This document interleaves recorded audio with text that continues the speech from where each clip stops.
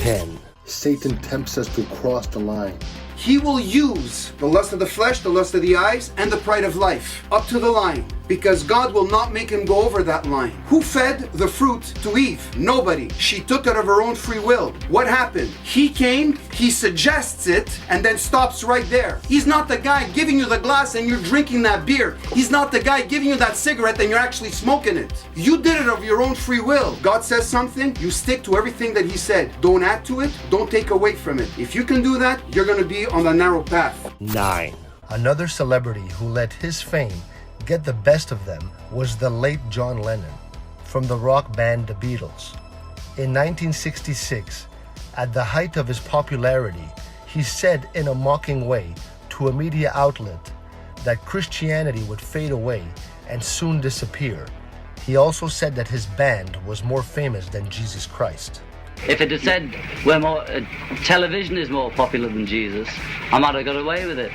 But we meant more to kids than Jesus did, or religion at that time. I wasn't knocking it or putting it down, I was just saying it as a fact. At the age of 40, while entering his luxury Manhattan apartment building, John Lennon was shot 4 times at close range.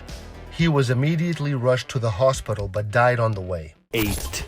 Who's more powerful, Satan or Jesus? Satan can do nothing to the Lord Jesus Christ. He is a created being. Jesus Christ is God Almighty. That's what you need to understand. You gotta go to the God capital G, not to the God small g. 7. You're serving one or the other. It may be the devil or it may be the Lord, but you're going to have to serve somebody. Who will it be? Your decision is upon your own head. You choose your eternal destination, not God. But you say, I'm not serving the devil. If you're not serving the devil, are you serving the Lord? The way that I see you walking in your life, it doesn't look like you're serving the Lord. Because the Lord said, it is written, and you're going contrary to what it is written. So in the Lord's book, I think you're on the other side of the fence. 6. The Bible is a book of theology. The word theology is a study of God, or actually it is God revealing himself to man through his word. You want to get to know who and what God is? How he wheels and deals? How he operates in this life? How he operates in your life? When you're going through all kinds of havoc and you're going through all kinds of turmoil, read the Bible, because God revealed himself through that.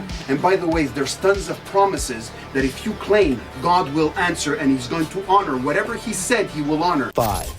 Telling us our future is a business. Now here are some of the branches: divination, fortune telling, crystal balls, horoscopes, psychics, tarot cards, palm reading or palmistry, clairvoyance, mediums, numerology, astrology, seance, neocromancy, channeling, tea leaf reading, Ouija boards, etc. These are the people that, if you're willing to pay, they're going to tell you what your future holds. How many people go and see these fortune tellers? It is a $4 trillion a year business. When I looked it up 7 years ago. 4.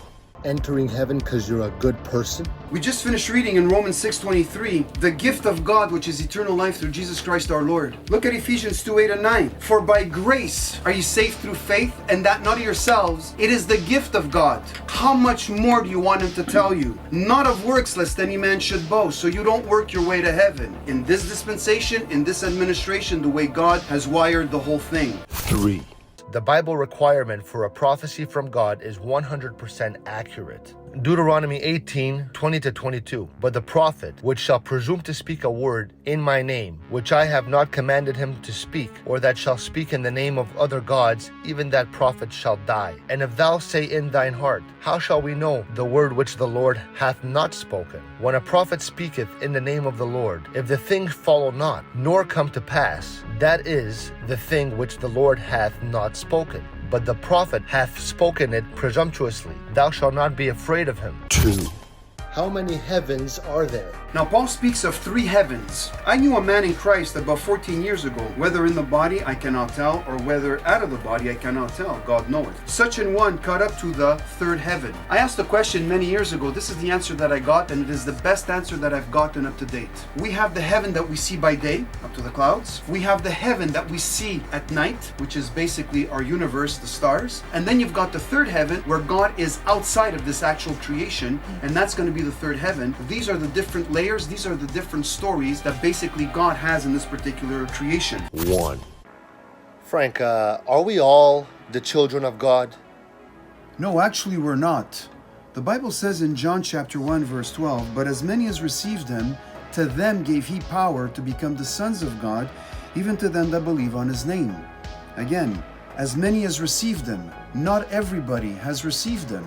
To receive Jesus is from the heart. And there you go to Romans chapter 10 verse 9. "For if we confess with our mouth the Lord Jesus and believe in our hearts that God raised him from the dead, we shall be saved." So salvation is based on a confession and belief of the heart.